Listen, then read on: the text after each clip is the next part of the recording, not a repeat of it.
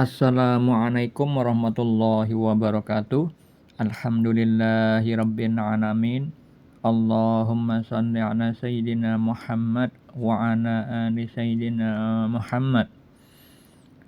Saya bagikan lagi kisah nyata mimpi. Sambungan dari kisah nyata mimpi yang kemarin. Mimpi yang dialami seorang hamba Allah yang sebut saja namanya si Fulan, bukan nama yang sebenarnya, yang mana si Fulan adalah anak muda di akhir zaman. Nah, sekarang ini saya ceritakan mimpi yang kedua yang dialaminya ketika mengamalkan riyadhah suluk dengan sholawat ya Sayyidi ya Rasulullah. Mimpi yang kedua itu agak panjang. Saya lompati mimpi yang ketiga dulu karena ini yang lebih pendek. Jadi Fulan itu mimpi dipaksa berzina sama teman sekantornya. Fulan diajak berzina, dipaksa. Temannya si Fulan itu mengatakan, ayo cepat, bla bla bla. Nah, bla bla bla ini ada perkataan yang tidak pantas, yang istilahnya tidak perlu saya bagikan. Lalu Fulan bilang, jangan, ini tempat kerja, apalagi posisinya ada orang banyak. Lalu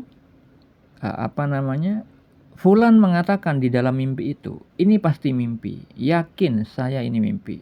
Lalu saya biarin. Nah, akhirnya Fulan terbangun. Agak aneh ya, di dalam mimpi meyakini itu mimpi. Aneh bagi yang tidak mengalami. Tapi bagi saya tidak, karena dulu saya pun ketika seingat saya masih duduk di bangku SMP, saya juga mengalami hal yang sama, sadar ketika berada di dalam mimpi. Ketika itu saya berperang dengan orang lain, dan saya meniru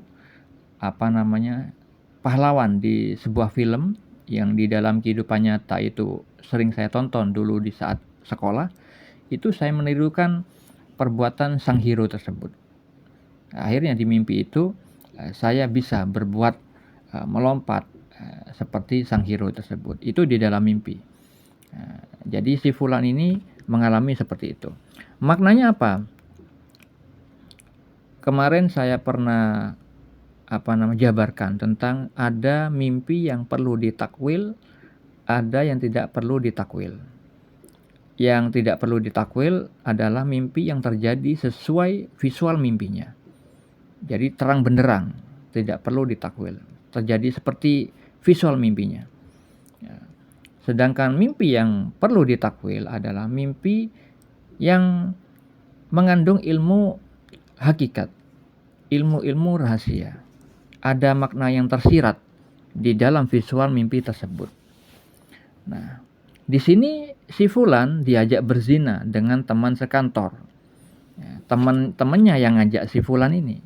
Fulannya tidak mau. Jangan. Ini di tempat kerja, apalagi posisinya ada orang banyak. Itu perkataan si Fulan. Namun, di dalam kehidupan nyata, ketika terjaga, si Fulan menanyakan takwil mimpinya kepada Mr. X yang menganjurkan sholawat ya Sayyidi ya Rasulullah itu. Mr. X memang dianjurkan menceritakan mimpi oleh Allah karena memang dia diberi kemampuan untuk itu. Makanya Mr. X itu tahu maknanya mimpi yang dialami si Fulan itu bukan berzina berhubungan badan sebagaimana visual yang diperlihatkan di dalam mimpi si Fulan. Tapi ada makna hakikat. Jadi Mr. X mentakwilkan, memaknai dan mengatakannya kepada si Fulan bahwa itu adalah perbuatan haram yang dilarang agama, yang dilakukan di kantor, yang mana temannya si fulan inilah yang mengajaknya, yang ada niatan. Sedangkan kamu fulan tidak ada niatan untuk itu. Jadi perbuatan haram itu hanya terkait dengan pekerjaan di kantor, bukan di luar kantor. Ya. Tapi fulan menolak. Sebenarnya hatinya si fulan itu tidak menyukai perbuatan haram tersebut. Karena di kehidupan nyata, Mr. X yang mengenal si fulan ini, walaupun tidak pernah ketemu secara langsung, hanya melalui telepon, hanya melalui alam medsos, mata hati Mr. X tidak salah. Sebagaimana Rasulullah SAW bersabda, hati-hatilah terhadap firasat seorang mukmin karena dia melihat dengan cahaya Allah. Jadi tahu dari Allah dengan firasat bahwa si fulan itu baik dari sudut pandang Allah. Makanya fulan itu mengalami mimpi petunjuk dari Allah Subhanahu wa taala. Kenapa? Karena disebutkan di dalam hadis Al-Bukhari bahwa mimpi seorang yang saleh itu adalah satu bagian dari 46 bagian kenabian. Di dalam riwayat yang lain, mimpi seorang mukmin itu adalah satu bagian dari 46 bagian kenabian. Itu ada di hadis riwayat Bukhari dan Muslim. Nah, fulan di dalam kehidupan nyatanya itu diyakini oleh Mr. X tidak mungkin melakukan hal itu. Maka ketika mentakwilkan tersebut, itu pastilah temannya si fulan ini yang memang berniat jahat dan mengajak si fulan. Dan itu hanya untuk perkara di kantor, bukan di luar perkantoran, di mana tempat itu bekerjanya si fulan. Nah, akhirnya mendengar penjelasan pentakwilan dari Mr. X, fulan langsung mengiyakan, langsung teringat kejadian nyata. Dengan menggebu-gebu si fulan menjelaskan perihal kenyataannya bahwa teman sekantornya itu mengajak bekerja sama untuk berbuat kejahatan, korupsi dalam hal ketika bersih-bersih di area gudang ada sesuatu yang memang itu milik perusahaan, tapi tidak dilaporkan oleh teman-teman yang berbuat jahat itu, yang berbuat korupsi itu.